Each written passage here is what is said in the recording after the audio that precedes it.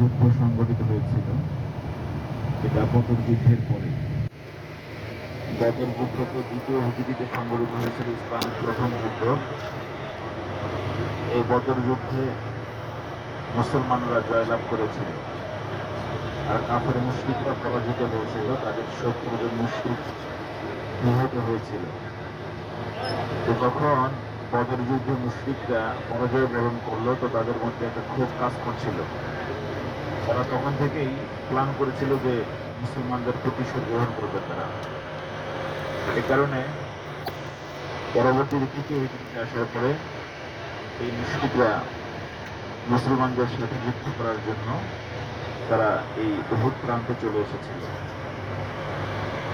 এবং এখানে চলে আসার পরে তাদের সাথে এই যুদ্ধটা সংগঠিত হয়েছিল।